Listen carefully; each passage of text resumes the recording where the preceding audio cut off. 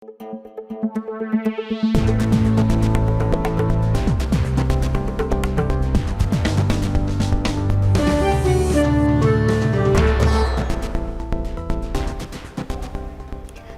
এখন জনপদে আপনাদের সঙ্গে আছি আমি তানজিলা খান মিম। দেশের নতুন যাত্রায় অরাজনৈতিক ঐক্য ও মেধার চর্চা প্রয়োজন বলে মন্তব্য করেছেন বিএনপি মহাসচিব মির্জা ফখরুল ইসলাম আলমগীর। শুক্রবার বিকেলে রাজধানীর মিরপুরে বিএনপি ঢাকা মহানগর উত্তর আয়োজিত ফুটবল টুর্নামেন্ট উদ্বোধনকালে এ মন্তব্য করেন তিনি। মির্জা ফখরুল বলেন, ফ্যাসিস্ট উৎখাতে সবচেয়ে বড় ভূমিকা পালন করেছে ছাত্র জনতা। তারেক রহমান সত্যিকার অর্থে অগ্রসর, সমৃদ্ধ ও আন্তরিক বাংলাদেশ নির্মাণ করতে চান বলে দাবি করেন তিনি বলেন, ক্রীড়াঙ্গন দলীয়করণ করেছিল ফ্যাসিস্টরা। অ্যাথলেটরা রাজনীতিতে আসলে রাজনীতি সমৃদ্ধ হবে বলেও মন্তব্য করেন বিএনপি মহাসচিব।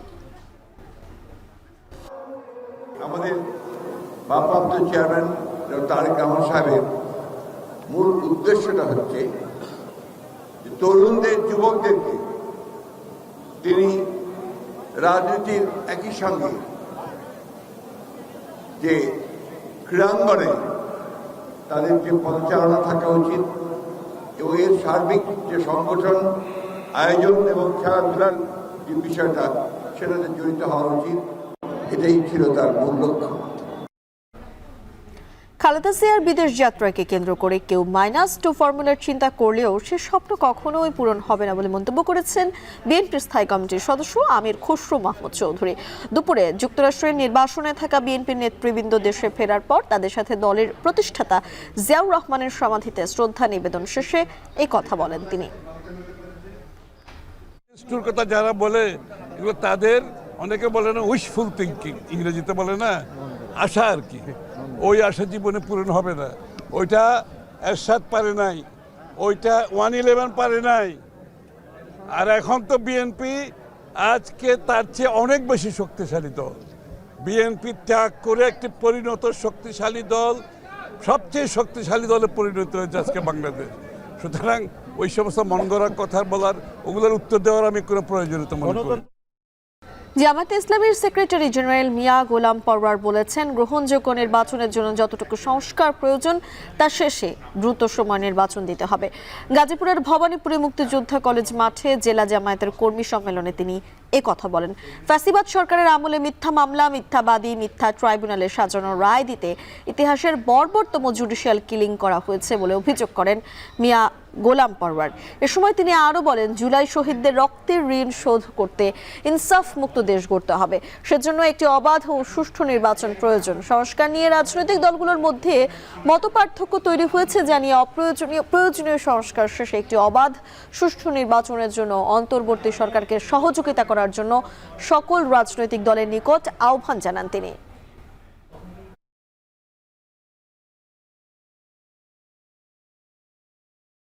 জুলাই অভ্যুত্থানের যে চেতনা, এই ঐক্যকে অটুট রেখে আসুন, একটা জাতীয় ঐক্যের পরিবেশ তৈরি করে আমরা একটা গ্রহণযোগ্য নির্বাচনের জন্য যতটুকু সংস্কার প্রয়োজন সেই সংস্কারটুকু করে আমরা নির্বাচনে যাই। ঐক্যবদ্ধ থাকলে কোনো অপশক্তি আটকে রাখতে পারবে না বলে মন্তব্য করেছেন জাতীয় নাগরিক কমিটির মুখ্য সংগঠক সার্জিস আলম। জুলাই বিপ্লবের ঘোষণাপত্রের জনমত তৈরিতে ভোলায় লিফলেট বিতরণ ও জনসংযোগকালে তিনি এ কথা বলেন। সকালে শহরের বাংলা স্কুল মোড়কে জাহান মার্কেট, চকবাজার সহ শহরের বিভিন্ন স্থানে সার্জিস আলম গণসংযোগ ও লিফলেট বিতরণ করেন। পরে ইলিশ চত্বরে এক সমাবেশে প্রধান অতিথির বক্তব্য রাখেন তিনি।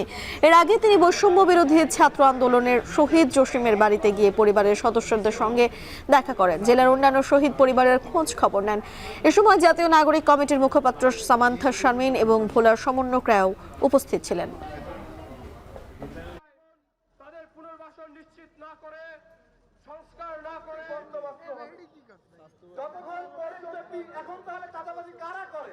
ঐক্যবদ্ধভাবে হাতে হাত রেখে কাঁধে কাঁধ মিলিয়ে লড়াই করে স্বৈরাচারী খুনি হাসিনাকে দেশ ছাড়া করেছি।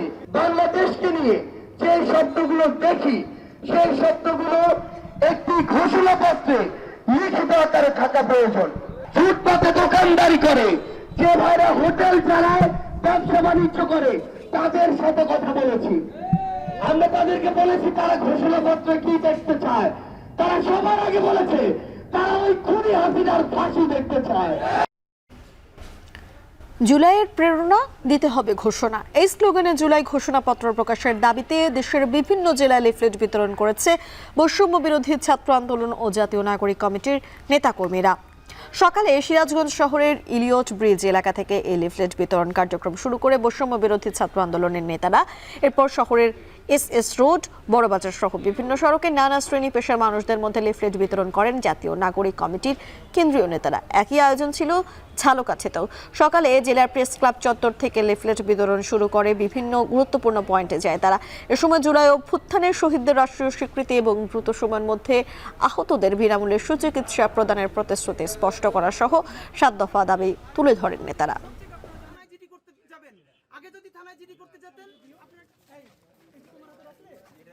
আমরা দাবি জানাই যেন দ্রুততম সময়ে সরকার সব মতকে নিয়ে এই জুলাই ঘোষণাপত্রটা যেন দেয়। আমরা মানুষের কাছে ব্যাপক সাড়া পাচ্ছি, রিকশাওয়ালা থেকে শুরু করে বাজারের সবজি বিক্রেতা পর্যন্ত সবাই এই সমর্থন করছে যে জুলাই ঘোষণাপত্রটা দরকার।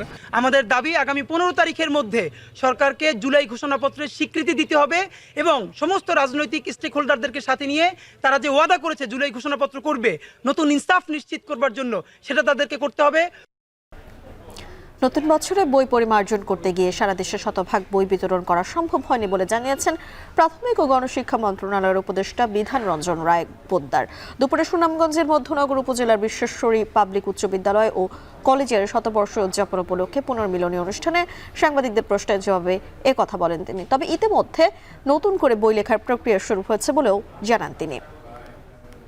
3 পর্যন্ত বই কিন্তু সব দেওয়া হয়ে গেছে, কিন্তু সমস্যা হচ্ছে আমাদের 4-5 বই।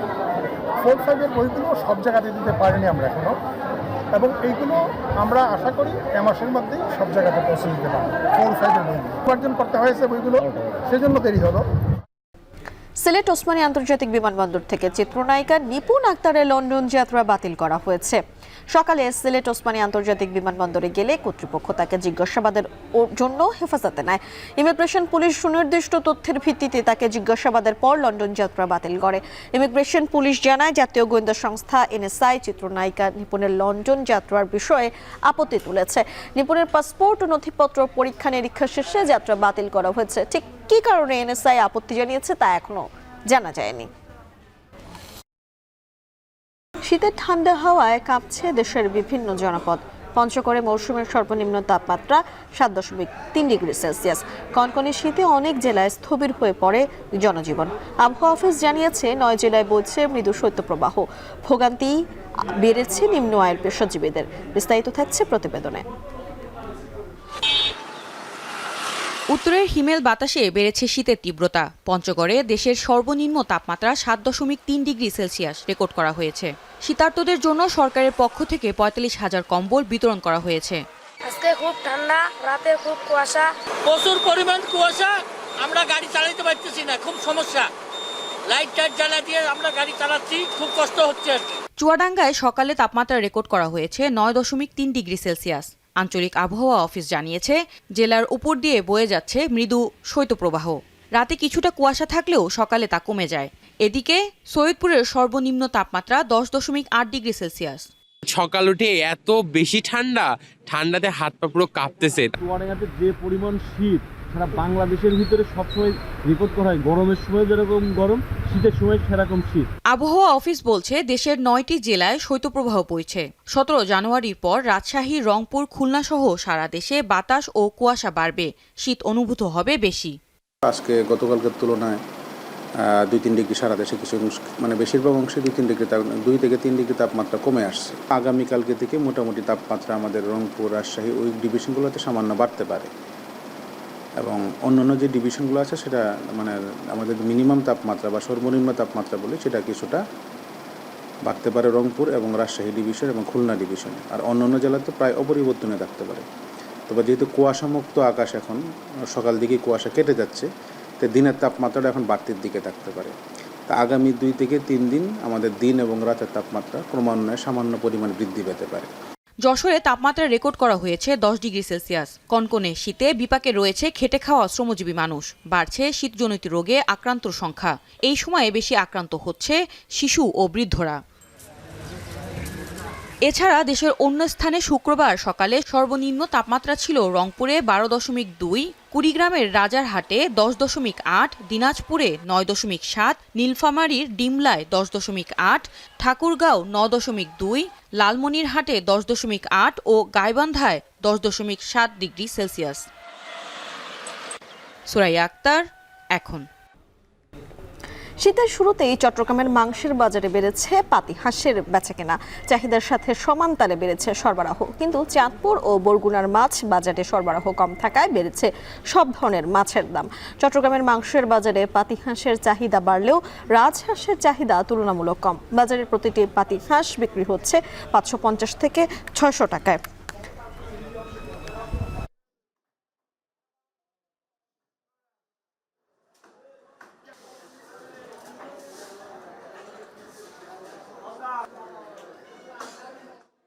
বাজারে মোটামুটি মাল ভালো আছে, পাওয়া যাচ্ছে, মাল বিক্রিও হচ্ছে, পাওয়া যাচ্ছে।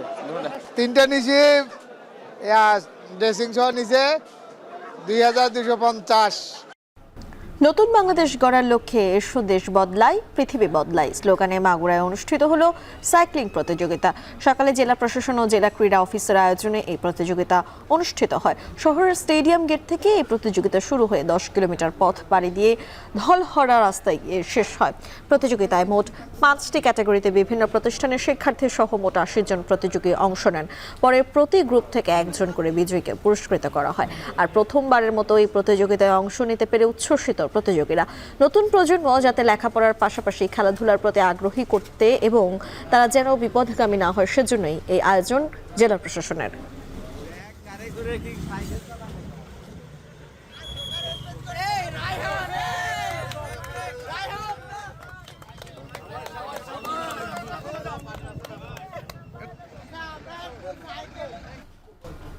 শেষ করছি এখন জনপদে। এখন টেলিভিশন ওয়েবসাইটে দেখতে হলে ভিজিট করুন www.ekhon.tv, ফেসবুকে দেখতে ভিজিট করুন facebook.com/tv.ekhon, এছাড়া ইউটিউবে দেখতে হলে ভিজিট করুন youtube.com/c/ekhon tv।